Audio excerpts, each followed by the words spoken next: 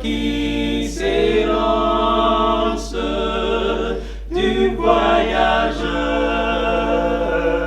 à son départ. C'est dans la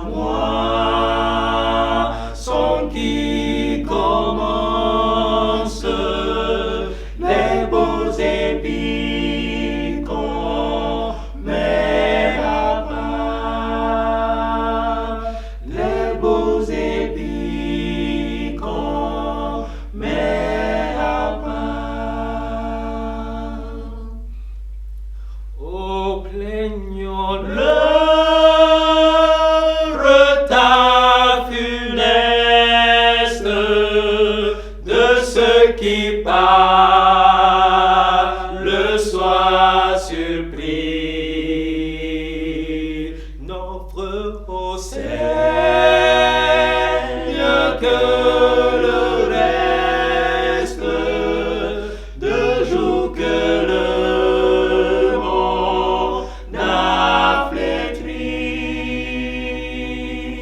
de jours que le monde a flétri, de jours que le monde a flétri.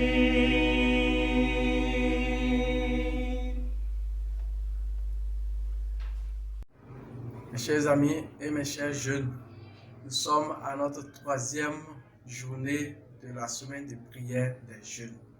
Et le thème d'aujourd'hui a pour titre « Seigneur, libère-moi et j'irai ». Seigneur, libère-moi et j'irai. Et notre verset de base se trouve dans Marc chapitre 5, le verset 19. Il est écrit: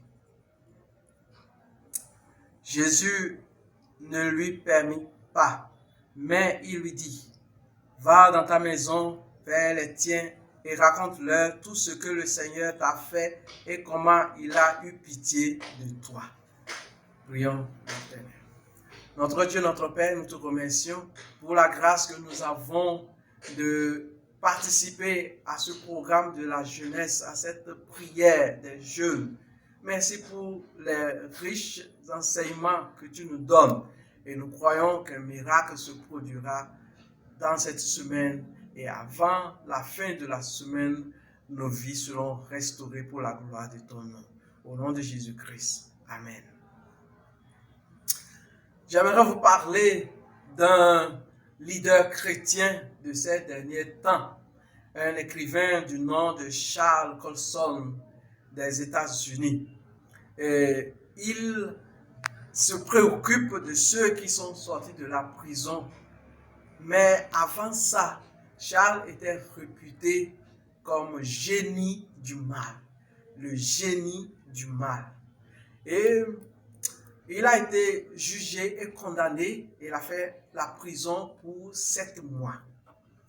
Et après sa conversion, lorsque la nouvelle de sa conversion au christianisme a été annoncée dans les presses, alors les gens ont dit: mais si Charles Colson peut être libéré, alors il y a de l'espoir pour nous tous. Je vais aussi vous donner l'histoire du livre que nous étudions aujourd'hui, Marc. Donc cet homme du nom de Jean-Marc a été un compagnon de Paul dans l'œuvre missionnaire. Mais à un moment de sa vie, il a été découragé. Sa foi avait faibli et Paul l'avait rejeté. Et quand Paul l'a relâché, il fut saisi par Barnabas. Et Barnabas lui donnait encore l'occasion de renouer ou de revenir à Jésus-Christ. Barnabas voyait en lui un potentiel que Dieu pouvait utiliser.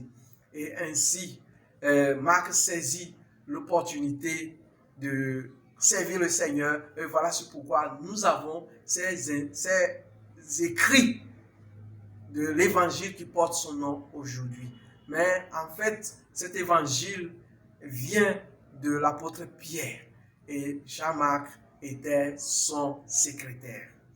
Maintenant, nous irons voir l'histoire dans la Bible qui nous parle du Gadarénien. Un Gadarénien qui fit la rencontre du Seigneur Jésus-Christ. Allons lire dans Marc chapitre 5, le verset 1er nous dit qu'ils arrivèrent à l'autre bord de la mer dans le pays des Gadaréniens.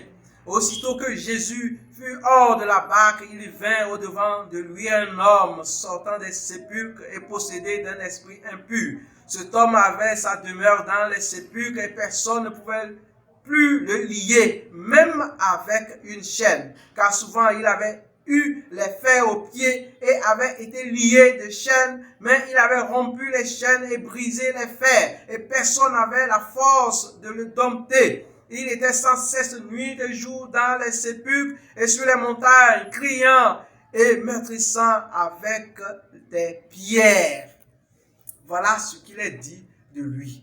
Cela montre la puissance et le travail de Satan dans nos vies. Et cela nous a été déjà averti quand nous lisons dans Éphésiens chapitre 6, verset 12. La parole de Dieu nous dit, nous n'avons pas à combattre la chair et le sang, mais contre les autorités, contre les dominations, contre les puissances des ténèbres de ce monde. Et dans 1 Pierre chapitre 5, verset 8, il nous est donné aussi cette exhortation. Le diable rôde autour de nous et cherche qui dévorer, si je paraphrase. Donc le diable tourne autour de nous et il cherche qui arracher du salut, qui arracher de la main de Dieu.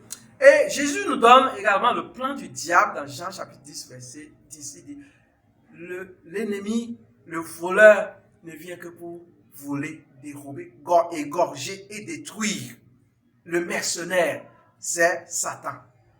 Continuons dans notre lecture. Quand nous continuons, nous voyons que il s'est jeté devant Jésus et il dit, Seigneur, que veux-tu de moi? Dans le verset 6, il lui demanda, quel est ton nom? Légion est mon nom, lui répondit-il, car nous sommes plusieurs. Et il pria instantanément de ne pas les envoyer hors du pays. Quand nous lisons la suite, ils demandèrent à Jésus de les envoyer dans ce troupeau de pourceaux et Jésus leur a permis d'y aller. Donc près de 2000 pourceaux qui ont quitté la montagne pour rentrer dans la mer. Mes chers amis, béni soit le nom du Seigneur. Car cet homme qui, pendant de nombreuses années, avait été victime du pouvoir des ténèbres, il a été libéré par Jésus. Ses chaînes émotionnelles ont été brisées. Son esprit aussi a été libéré. Nous avons la possibilité, avec Jésus, d'être libérés, d'être restaurés par la puissance de Dieu. Le possédé gadarénien, quand il est libéré, a demandé de suivre au Seigneur Jésus. Mais celui-ci lui dit non, va dans ta maison, vers les tiens et raconte-leur ce que le Seigneur a fait pour toi. Et Charles Colson aussi, quand il a été libéré de la prison et de tous ses péchés, de la vie spirituelle, de sa vie, et il est rempli du Saint-Esprit, il a fait l'expérience du pardon. Il a mis en place un projet pour restaurer tous les prisonniers. Donc, lorsque nous faisons l'expérience de la liberté que l'Évangile nous accorde, nous ne pouvons pas rester silencieux, chers jeunes. Mais, au contraire, nous irons pour dire combien grandes sont les choses que Dieu a faites dans notre vie. Alors, mon cher jeune, le Seigneur a le pouvoir de te libérer. Cher jeune, le Seigneur veut faire une rencontre avec toi. Cher jeune, le Seigneur peut bien te libérer. Veux-tu être libéré? Veux-tu être restauré par la puissance, par le pouvoir de Jésus-Christ? C'est possible. Viens à Jésus. Prions. Notre Dieu, notre Père, merci pour ce message. Merci pour ta parole. Merci pour l'occasion, le privilège, encore la chance que tu nous donnes pour que nous puissions faire l'expérience de la liberté. Viens libérer tous nos jeunes pour la gloire de ton nom. Au nom de Jésus-Christ. Amen.